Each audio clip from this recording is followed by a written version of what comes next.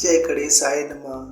भक्तजनों, आज हम आपको संकष्टी चतुर्थी की व्रत कथाएं सुनाने वाले हैं। तो आपसे निवेदन है कि आप संपूर्ण कथा को अवश्य सुने। आज 17 मार्च 2025 भालचंद्र संकष्टी चतुर्थ का व्रत रखा जाएगा।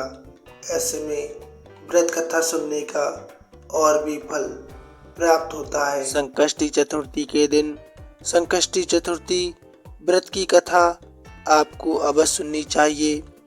तो आइए भक्तों, सुनते हैं संकष्टी चतुर्थी व्रत की कथा।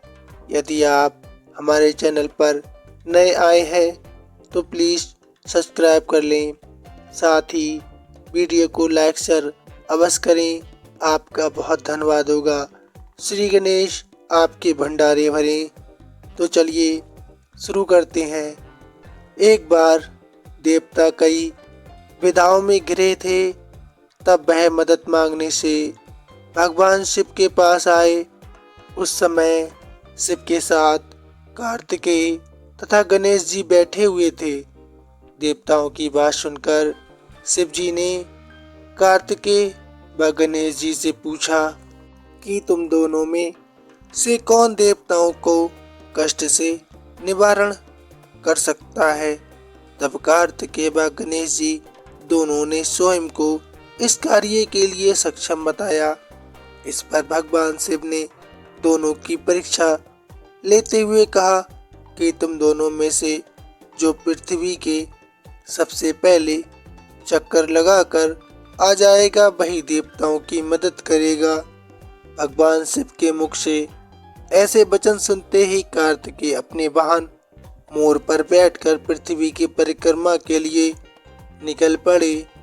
परंतु गणेश जी सोच में पड़ गए कि वह चूहे के ऊपर बैठकर सारी पृथ्वी की परिक्रमा कैसे करेंगे, तो इस कार्य में उन्हें बहुत समय लग जाएगा। तभी उन्हें एक उपाय सूझा। गणेश जी अपने स्थान से उठे और अपने माता पिता की 7 बार परिक्रमा करके वापस बैठ गए। परिक्रमा करके लौटने पर कार्तिकेय स्वयं को विजेता बताने लगे। तब शिव जी ने श्री गणेश से पृथ्वी की परिक्रमा न करने का कारण पूछा। तब गणेश जी ने कहा, माता पिता के चरणों में ही समस्त लोक है। ये सुनकर भगवान शिव ने गणेश जी को देवताओं के संकट दूर करने की आज्ञा दे दी। इस प्रकार भगवान शिव ने गणेश जी को आशीर्वाद दिया कि चतुर्थी के दिन जो तुम्हारा पूजन करेगा और रात्रि में चंद्रमा को अर्घ्य देगा, उसके तीनों ताप यानी दैहिक ताप, दैविक ताप तथा भौतिक ताप दूर होंगे। इस व्रत को करने से व्रतधारी के सभी तरह के दुख दूर होंगे। उसे जीवन के भौतिक सुखों की प्राप्ति होगी। चारों तरफ से मनुष्य की सुख समृद्धि बढ़ेगी।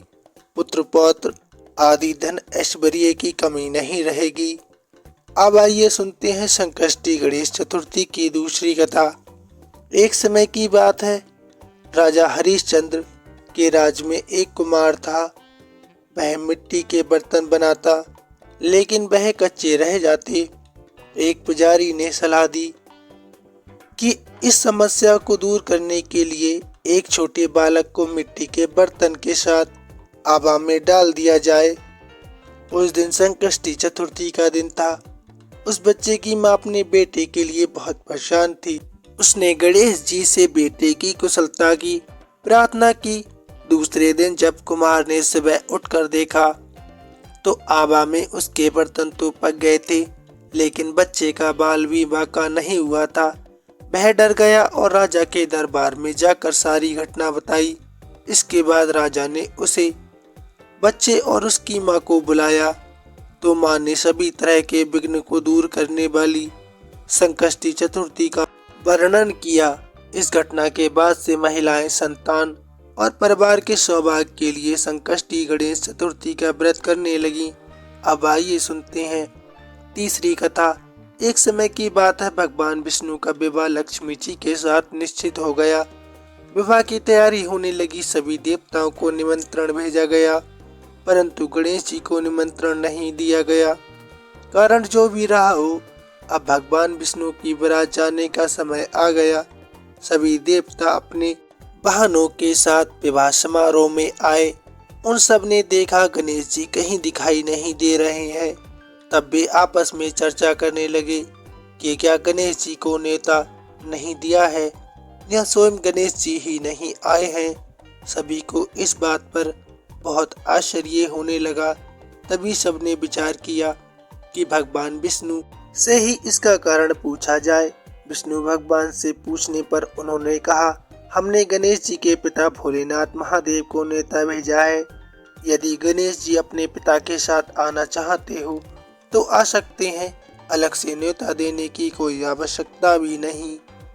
दूसरी बात यह है कि उनको सवा मन मूंग, सवा मन चावल, सवा मन घी और सवा मन लड्डू का भोजन दिन भर चाहिए। यदि गणेश जी नहीं आएंगे तो कोई बात नहीं, दूसरे के घर जाकर इतना सारा खाना खाना अच्छी बात नहीं। इतनी वार्ता कर ही रहे थे कि किसी ने सुझाव दिया कि गणेश जी आ भी जाएं तो उनको द्वारपाल बनाकर बैठा देंगे कि आप घर की याद रखना, आप तो चूहे पर बैठकर धीरे धीरे चलोगे तो बारात से बहुत पीछे रह जाओगे। ये सुझाव भी सबको पसंद आया तो भगवान विष्णु ने भी इस पर अपनी सहमति दे दी। होना क्या था, इतने में गणेश जी वहां आ पहुंचे और उन्होंने समझा बुझाकर घर की रखवाली करने के लिए बैठा दिया। बारात चल दी। तब नारद जी ने देखा कि गणेश जी तो दरवाजे पर बैठे थे। नारद जी ने गणेश जी से पूछा, तुम क्यों बारात में नहीं गए। तब गणेश जी ने कहा, भगवान विष्णु ने उन्हें अपना निवास स्थान सौंप कर गए हैं, अब मैं यहाँ का राजा हूँ। तब नारद जी हंसते हुए कहने लगे कि ये भी हो सकता है क्या कि उन्होंने आपको द्वारपाल के रूप में यहाँ बैठाया हो। तब गणेश जी कहने लगे, हाँ, विष्णु भगवान ने मेरा बहुत अपमान किया है। नारद जी ने कहा कि आप उदास ना हो, आप अपनी मशक सेना को आगे भेज दें तो वह रास्ता खोद देगी, जिससे सभी देवताओं के वाहन धरती में धंस जाएंगे। तब आपको सम्मान पूर्वक बुलाना पड़ेगा। अब तो गणेश जी अपनी मूस सेना को जल्दी से आगे भेज दिए और सेना ने जमीन खोद दी। जब बारात वहां से निकली तो रथों के पहिए धरती में धंस गए। लाख कोशिश करें परंतु पहिए नहीं निकले। सभी ने अपने अपने उपाय किए परंतु पहिए तो नहीं निकले, बल्कि जगह जगह से टूट गए। किसी को समझ में नहीं आ रहा था कि अब क्या किया जाए। तब नारद जी ने कहा, आप लोगों ने गणेश जी का अपमान करके अच्छा नहीं किया।